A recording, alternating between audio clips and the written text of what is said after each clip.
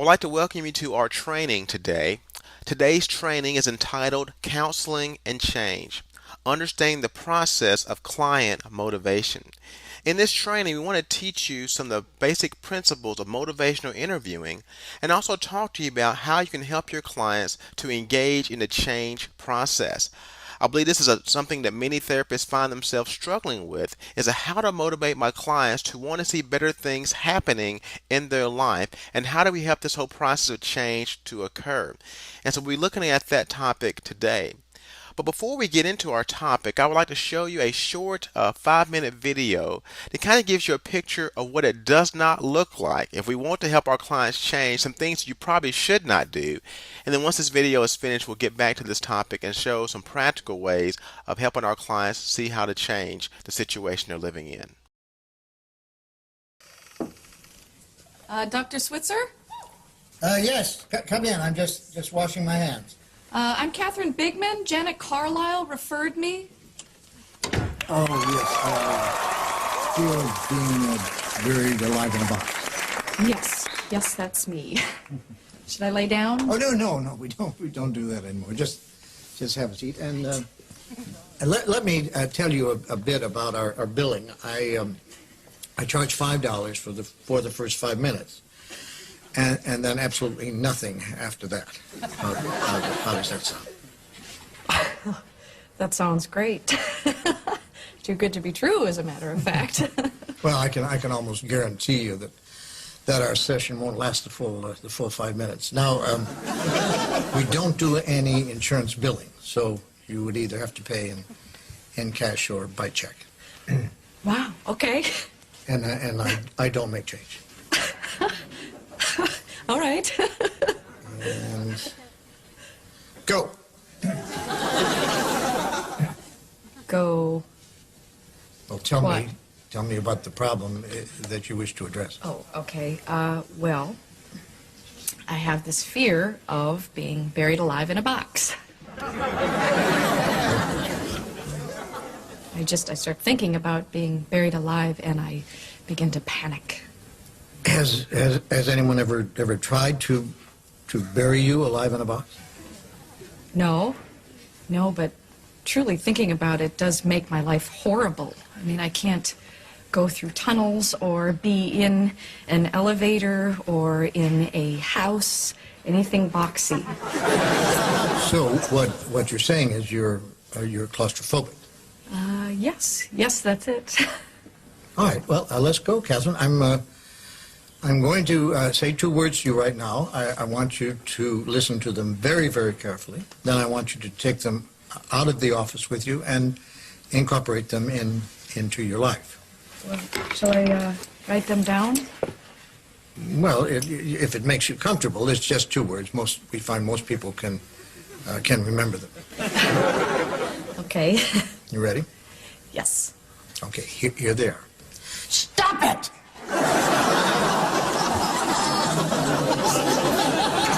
I'm sorry? Stop it! Stop it? Yes, S-T-O-P, new word, I-T. So, what are you saying? You know, it's funny. I say 2 simple words, and I cannot tell you the amount of people who say exactly the same thing you're saying. I mean, this is not Yiddish, Catherine. This is English. Stop it. So, I should just stop it. There you go. I mean, you don't want to go through life being scared of being buried alive in a box, do you? I mean, that sounds frightening. It is. Then stop it. I can't. I mean, it's been with me since childhood. No, we don't go there. Just stop it. So I should just stop being afraid of being buried alive in a box. You got it. Good go.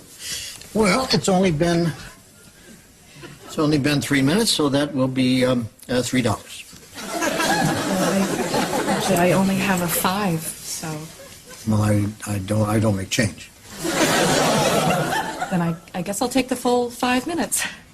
Fine. All right. Well, what other problems would you like to address? I'm bulimic. I stick my fingers down my throat. Stop it! some kind? Don't do that. But I'm compelled to. My mom used to call me fatty. No, we don't go there. But I've been having this dream. No, we don't go there either. But my horoscope did say... We definitely don't go there. Just stop it. What else? Well, I have self-destructive relationships with men. Stop it! You want to be with a man, don't you? Yes. Well, then stop it. Don't be such a big baby. I wash my hands a lot. That's all right.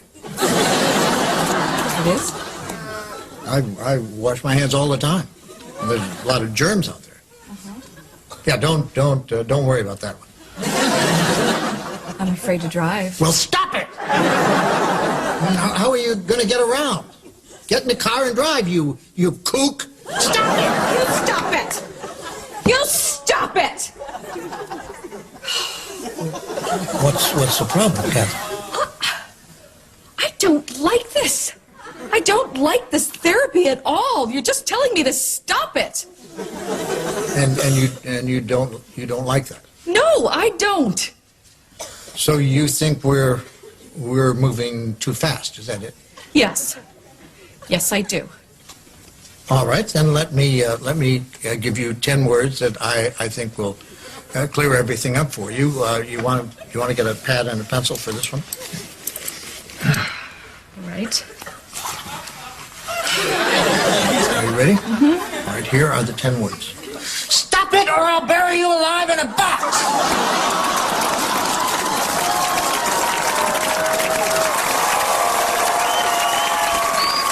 Well, as you can see from that video, there are several different ways to motivate clients to change. I would not suggest you doing that one. Let's take a few minutes today to look at some different ways of motivating our clients to have some positive change. One question that comes up for many people is, why is change so difficult? You will have clients who enter your office with many different problems that they are dealing with. And sometimes for us, it may seem like a very easy problem to resolve, but the client still seems to be stuck. And so I want to suggest to you a few reasons this afternoon why change can be so difficult for us and also for our clients. Sometimes there may be an unwillingness to give up what is familiar. I think that happens not only in our clients' lives, but that can happen in our personal lives as well.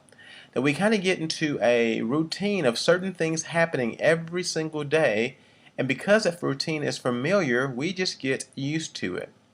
And so for me, when I get up in the morning, there's certain things I do over and over again because that is my routine, and my clients are no different from me. Even though the situation may be difficult, even though they may be in an abusive type situation or in a problem where they feel like it's horrible towards them, they will continue to do it over and over again because this is their normal. This is what is familiar to them. Also, for other clients, there's simply a fear of the unknown. Then when we begin talking about change and helping them look towards the future, they may want their life to look different, but they don't know what that's going to look like, and because they don't know that, fear begins to set in. What will my family look like? How will this all turn out in the end? Will I still have the exact same friends? What type of things will I have to give up? What is this going to cost me? These are the questions that are running through their head, and as more times these questions run through their head, the more and more fear begins to build up. And so simply a fear of the unknown can be a problem for the client. Also, a lack of resources and skills for change. I think a trap that's very easy for therapists to fall into is to think that because we have certain resources in our own personal lives, that our clients have those resources as well. Or just because I have certain skill set, that they have those skills as well. Reality helps us to see that our clients come in with different types of resources. For us, driving back and forth to a counseling session may be very easy because we have a car that will get us back and forth there. But for our clients, they may have a problem with some type of transportation. And so that resource that they need may not be available. And so because of that, they don't have the ability to do some things they need to do. And so I think it's important for us to not make the mistake of just assuming our clients have certain things in their lives. that in order for them to see change come about, there may be some skills or resources that they need to be attached to so that their life can improve. Also, for some people, there's a belief that change is not possible, that their life has been the same way for so long that they don't see how their life can be any different. That I've lived this way for 20 years already, or I've been in a relationship this way for 50 years already. Why in the world would it change now? And so when you have a person who comes in who don't believe change is possible, their ability to change is limited quite a bit. And so we have to be able to show them that change is possible. But if they don't have the belief, it's going to be very difficult for them to move on and transition. And also, there's no trusted person available to give support. So it is possible that we have clients who are willing to give up what's familiar. There may be no fear of the unknown. They may have the right resources, the right skills for change, and they may even believe that change is possible, but they don't have anybody that they can trust to give them support. And I believe initially we as therapists, we can be that one trusted person for our clients to help them to have support that they need. We can be the one person to help them to see that this change is possible and that we can be there for them. Now, I'm not suggesting that we're the only support system that they have, but we can be an important part of that initially just to help them in this process that they're going through. Another thing that we need to look at is the different types of change that our clients are experiencing. In Gary Collins' book, Christian Counseling, he identifies two different types of change that we will see in the lives of our clients. The first one is what we call reactive change. This is change that comes into our lives from the outside and requires a response. And his text, and also from experiences that I've had, that this is probably the majority of our clients will come in because of reactive change. Something negative has happened in their lives, and because of that, they need to respond to that. And so they're reacting. So maybe they've had a loved one who's passed away. They weren't prepared for that. Now they're in a reaction mode. How do I ready myself for this? How do I deal with this? And so they come in there for reactive change. But there is a small population of people who come in for proactive change. And these are changes that we are trying to make happen. That maybe there's something is going on in my life or something I'm trying to avoid happening. And so before it gets bad, before it becomes a problem, they begin to make the changes before this becomes an issue. Now, in an ideal world, all of our clients would come in knowing their problems, knowing how to deal with them, and just needing some extra support and then give us this proactive change and be coming in for that reason. But we know that that is not true. So we do have these two different types of changes that are possible, and regardless if they're coming in for reactive or proactive change, I think as therapists we are still able to help them. Now, in Bill O'Hannon's book, Change 101, he identifies 6 different types of motivation that our clients will coming in with. And I think it's important for us to be able to identify where our clients are coming from and to understand their motivation so we can help build upon that. And the first type of motivation he talks about is negative past motivation. And this is where the client have had some type of negative experience in their past. And because of that, it's affecting their behavior right now. So I may have a client whose father has struggled with depression in the past. And since they've seen that and they see how they can affect their lives, and because they don't want that to happen for their own children, they go ahead and try to make the change they need to right now. And so because of this negative experience, that is their current motivator in their lives. And so that may be necessary at some times to look in our client's past to see, is there something from your past that was negative that's making you want to make the changes you have right now? Also, we have negative present motivations.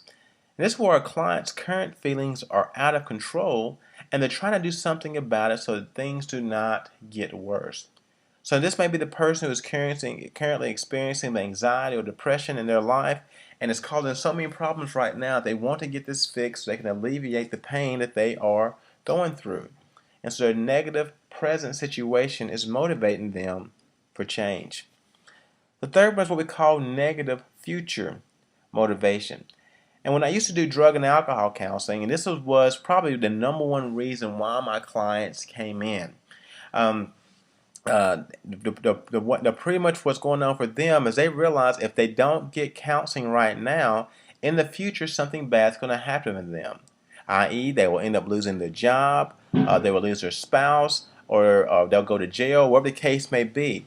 So they're pretty much trying to avoid something negative happening to them in the future. Now, as a therapist, to me, it doesn't make a difference why they come in there. I don't care what their motivation is, but I think it's good for us to understand what is this pushing them, what is this making them come in today.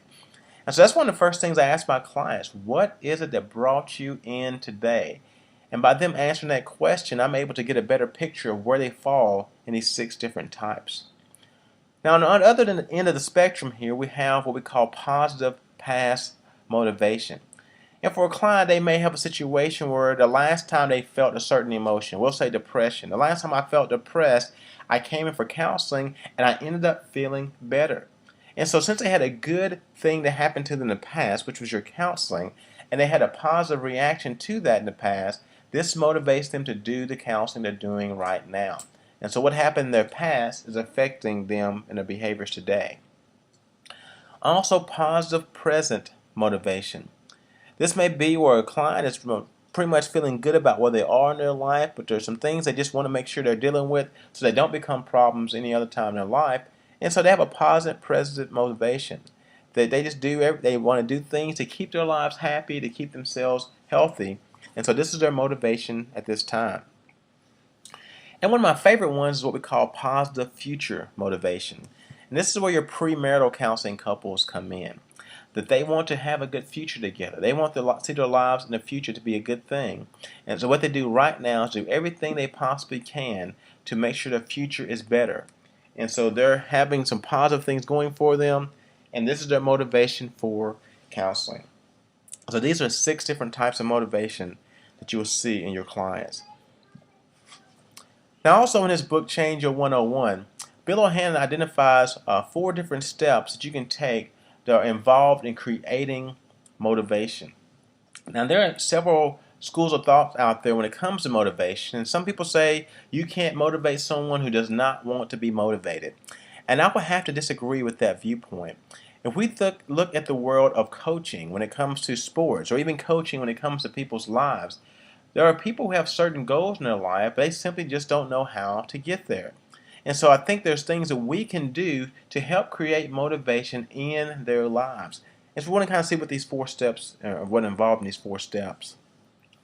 The first is to identify the situation the client would like to change. So let's think about a football team right now.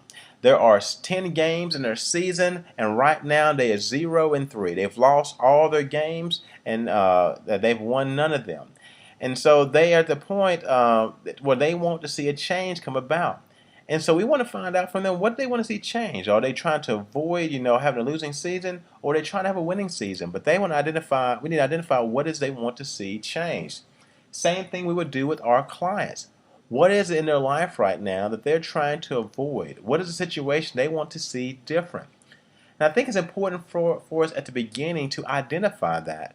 What is it they need change? Because the sooner we can get down to that and identify what that problem is, the sooner our clients can be able to move forward in their progress. So we want to identify that situation. Number 2, we want to find something about that situation the client would consider enjoyable or undesirable. So let's go back to that football team again. What would be enjoyable for them? Well, we have 7 more games, and we end up winning the last 7 of our games, going to the championship because we went 7 wins and 3 losses for the year. Now that's exciting. That's something they can look forward to, and that may be what they're focused on for their motivation. Or the undesirable thing is they lose their next 7 games, and they don't want to be the only team ever to lose all 10 games in one season. And so we want to help our clients to figure out what's something enjoyable attached to this goal that you're reaching for, or is there something you're trying to avoid? And I think either approach is fine, but the main thing is we want our client to be able to identify that. That way they know exactly what they're working towards or working away from. Also have the client's network provide the necessary consequences that will help the client seek change. That it's not all about them. Their environment around them can help them to get better with the situation. For example, if I'm doing a codependency group for someone who's doing drug and alcohol counseling, Part of what I would do in those type of groups, I was trying to encourage the families to not enable their client, to their family members to use drugs and alcohol. So one thing they would do is, if the client came and asked them for money, they would simply choose not to give them money anymore as a consequence. If they continue to use drugs, sometimes people were separated from their spouse for a short-term period. Sometimes the client was asked to move out. But there were several different things or consequences the clients had to face, and the support network had to be able to step up and give them some boundaries. And so it's important for us to help our clients and their network to come up with some appropriate boundaries for them. That way they will know that if they do not succeed, if they don't work toward these goals, then this is what the consequences are for them. Now, we're not trying to say that they have to be perfect. We're not saying they'll never make a mistake again, but we do want to help them move towards getting better with their life. And so those consequences can sometimes help. And also needed to obtain from a client a picture of what their changed life would look like. We call this the miracle question. I'll ask my clients simply, if tomorrow you woke up and your life could be different, if it could be the way you want it to be, what would that look like? Now, this could be an anxiety invoking question, because some people don't really want to look that far into a future. Some of them may not know what that looks like. Well, for me, I think this is a positive thing, because this can give our clients some hope that they can figure out for themselves their life can look different. And so I want them to know what that looks like. I want to know what that looks like. That way we can have something to work towards. And so get a picture from them of what their changed life would look like. Something else that we see that in this book by Jeffrey Kotler called Making Change That Lasts, he talks about some different ingredients that we as a therapist can give our clients to give them changes that last. That sometimes we will start our clients off and they are not successful, the changes don't come about that they want, and sometimes we're wondering why that happens. Well, Kotler gives us some really good reasons how this change comes about. The first thing he talks about is commitment. And commitment becomes a two-way street in every type of relationship you have. Then when it comes to me as a therapist, I want my client to know that I'm committed to seeing them be successful. That I want to see them change. I want to see their life get better. And so I do everything I possibly can to commit to them, to be there for them, to be professional, to keep their information confidential, but to help them to know that I'm joining with them on this journey. And so I think that's something we all do as professional counselors. But on the opposite end of the spectrum, too, we need to realize and know whether or not our clients are committed. Are they willing to stick it out? Are they willing to go all the way to the end to see this behavior or lifestyle change? Now, the reality is there may be some times where I'm more committed to change than my client is. And that's okay at some points. But if I look at most of the counseling sessions I'm doing with my client, if I'm working harder for it to change, for him to happen, than he is working for it, then at some point this relationship is going to have to end. And so it can't be one-sided. Both parties have to commit. Also, we want to reach some attainable goals. That sometimes as therapists, if we set the goals too high for our clients, we set them up for failure. On the next slide, we'll talk a little bit about the false hope syndrome and how that works in counseling. But for the most part, what I want to say here at this point is that we need to make attainable goals. Make it things our clients can reach for. Make it be something they can actually get to, because when they have goals that they can reach, they will work towards those. Next is what we call relapse prevention. And a part of relapse prevention is to understand what different triggers do our clients have in their life to make them react emotionally. If I have a client that when he gets angry, he begins to break things, I want to know what is it that makes him angry. Or the other client, when they get anxious, they watch pornography. I want to know what situations they get in that makes them anxious. And what this does is, as we learn more and more about what their triggers are, then we can start creating a plan that keeps them from relapsing back into that behavior or lifestyle they're trying to avoid. And so each of our clients, we need to have some type of relapse prevention plan for them. Also, we want to look at the support systems of our clients. I can remember as a child going to the circus and see someone walking across the circus tent there on a high rope. And the thing about it is, if they fell off that high rope, they were going to get hurt. But one thing was always inevitable. When they fell off the high rope there was always a net there to catch them so they would not get hurt. And I see our clients in the exact same type of situation. Who is going to be there for them when they fall, when that situation occurs? Because I think the reality is we as therapists, we can be a part of that support system at the beginning. But in the long term, they need to make sure that they are a part of this system as well. That they are finding people to be there to support them throughout this whole thing. So it could be someone is like the employer could be part of the support system. Maybe it's a family member, maybe it's a friend, maybe it's someone from a church or something like that. But they need to find out who is going to be there to surround them and to help them when times get rough. And so each person needs a support system. Now, a couple of minutes ago, we alluded to this thing called the false hope syndrome. And pretty much what this false hope syndrome is telling us is that as therapists, we got to make sure that when we set goals for our client, there's something they can actually reach. That sometimes as therapists, we give our clients unrealistic expectations, and when that happens, we set them up for failure. So let me give you an example. We'll say, for instance, I have a client who is alcoholic, and they happen to work at a bar. I've seen this situation before. And so part of me is my therapy for them. I want to be able to help them to re-engage with their work environment, but also deal with their alcohol issue. So I'm sitting here talking to Johnny, and I tell Johnny, this is what I want you to do this week. I want you to think in your mind that you are better than the alcohol. I want you to know in your heart that alcohol cannot ever take you down again. So this week when you go to work, I just simply want you to ignore the alcohol. Even when you see people getting drunk, even when you see people enjoying the alcohol they're drinking, I want you to simply ignore it and go to your AA meetings, and your life is going to be great. Well, Johnny's a little skeptical about this first, but he trusts his therapist, he listens to his therapist, and so he followed along what his therapist tells him to do. And so initially, Johnny has a commitment to change. He has a feeling of control. If I just do what my therapist tells me to do, then everything's going to work out fine. And so he returns to work for these next 2 or 3 days, and he is excited about it. He begins to have some initial efforts, and they are paying off. He's gone 2 or 3 days. He's not drank. Every time he's seen alcohol or poured a drink for someone else, it doesn't bother him whatsoever because he can do this. He's smart enough, he's good enough, and doggone it, people like him. And so Johnny works very hard on this. And so he has some early success with his initial efforts. But a couple of days later, he relapses.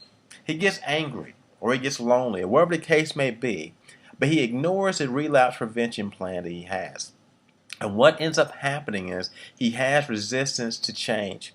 He begins to have more and more cravings for alcohol until finally he goes ahead and he drinks, and his attempt to stop drinking comes to a abrupt end. He's failed it. He's abandoned this attempt, and he wants nothing whatsoever to do with counseling because counseling simply does not work. So then he finds reasons for failures. Well, maybe if I had tried harder, or maybe if I drunk a different drink, or whatever the case may be, he finds different reasons for himself failing to get better at this part of his life. And so Johnny's sitting back, he's trying to realize what was it that went wrong. And in reality, what went wrong was the therapist that he chose. Because the therapist he had that day had unrealistic expectations for Johnny, and he set Johnny up for failure. So I think we as therapists have to be very careful. As we set goals for our clients, let's make the expectations realistic. Let's give them attainable goals. That way our clients can have a better chance at succeeding. Now we want to look and transition for a minute here and look at some of the 4 principles of motivational interviewing. Motivational interviewing has been out for quite a while now. Many different types of counseling, substance abuse and addiction counselors will swear by motivational interviewing. But I think it's an approach that is effective, and we want to take a few minutes to look at why this approach is effective when we're looking to help clients to change. And the basic principles are this. We look at expressing empathy, to develop discrepancy, to avoid argumentation, and to support self-efficacy. And so we want to spend a few minutes breaking down each of these topics. The first one is what we call expressing empathy. Any first-year counseling student can define, well, hopefully they can define what empathy is. That it's not simply knowing what someone is going through in their life, but it's us trying to join with them, trying to put ourselves in their situation to feel and to experience what they're feeling. That way we can approach the situation knowing what they're going through. And I think part of what expressing empathy looks like is when we show acceptance to our clients. When my clients realize I'm not going to be judgmental, when they realize I'm actually there to help them, that I'm there to help see them change, then this facilitates change in their life. Because for the first time in many people's lives, they have found someone who's there and has got their back and who really is trying to understand them. And so that is one good way to do this. Another thing that we can do is have skillful reflective listening skills. That we're able to help our clients to reflect on the things that they are saying. We're not like a parrot. We're not just simply saying back to them things that we're hearing from them. What we're trying to do is trying to get down to these root issues and help them to see that we're with them in the conversation. And the more that we express this to them, the more they hear that we are listening to them, what they're going through, our clients will be able to move forward from this because they feel like we've heard where they're coming from. Now, another part of us expressing empathy is that sometimes our clients are going to feel like they simply don't know what's going on. They don't know how to change. And so they become ambivalent for a while. And the reality is we need to help them to understand that that is normal. That it's okay for them to be there. That there's a developmental process that they go through when it comes to counseling.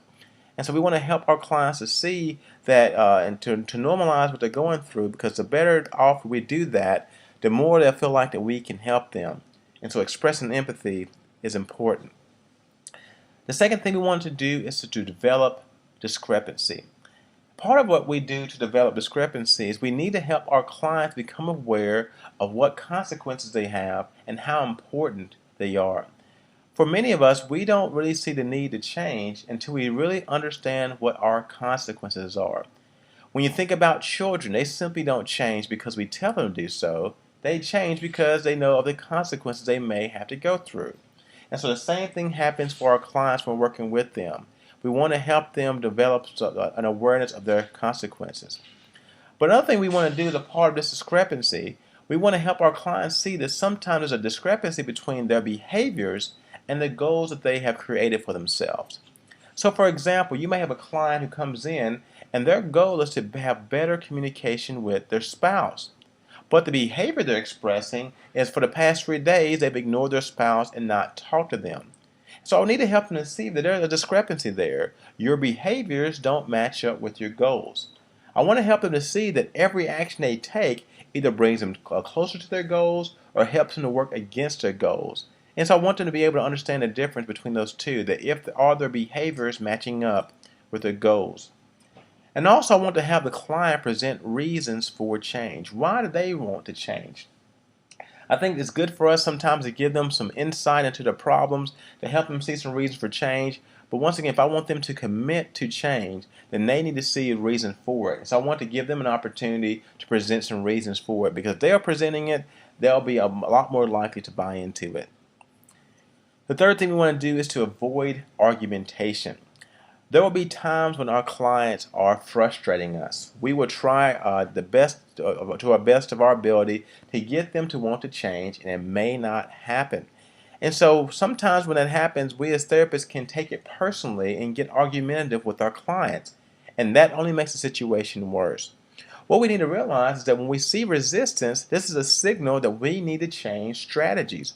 What we're doing right now is not working.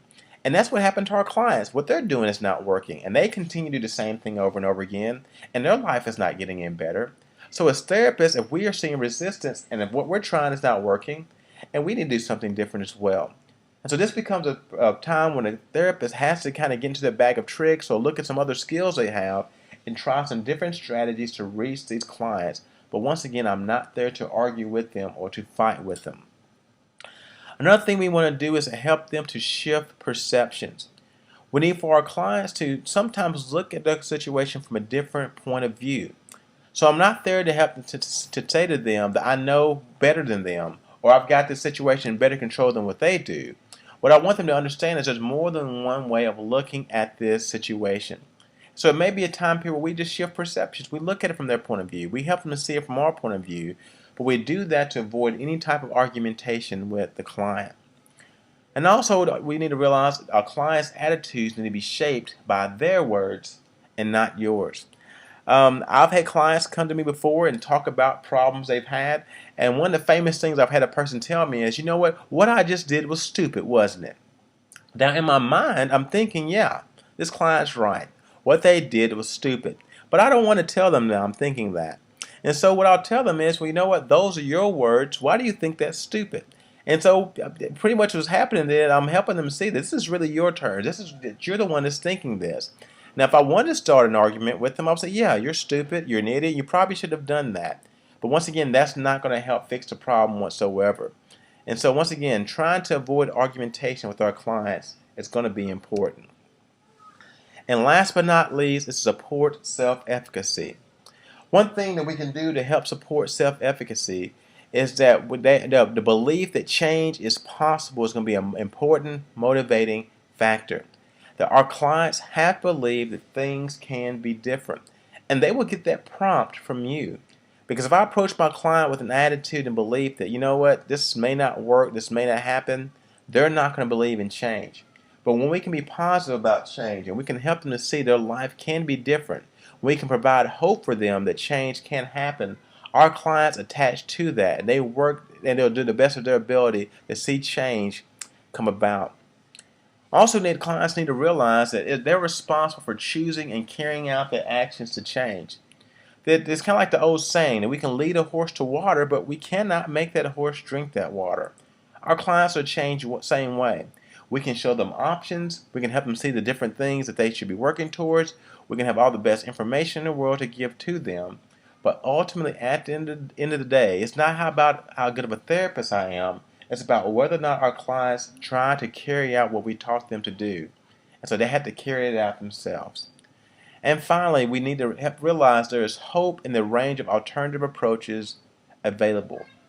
And I think this applies for every aspect of life. When you feel like you don't have any choice and you feel like you don't have any options whatsoever, you end up losing hope quickly. We don't want that to be the case for our clients. We want them to feel like that hope is available for them. And that happens when we help them to leave the counseling session that day, realizing that they can definitely have a different life. One thing I tell my new clients, my therapists that I train, that one thing they have to realize is their clients will not come back if they do not have a sense of hope. That when they leave that session the first day, we have to instill in them that things can be different. Not that it's going to happen overnight, not that it's going to happen instantly, but things can be better and different. And when we can effectively help our clients to see that there is hope, that their life can be different, then their life, and they feel that, then our clients will return back to us for therapy. Well, I hope you've been able to get a better perspective of how we can help motivate change in our clients. Once again, like we talked about earlier in this lesson, that change is something that is hard to come by. For some people, they can do it quickly. For other people, it takes a long time. But I am confident that we can help be patient with our clients to instill a ray of hope in their lives that things can be different, that our clients will be motivated to change, they'll stay committed to it, and they will see that there is a better day for them tomorrow. Hope you've enjoyed this presentation.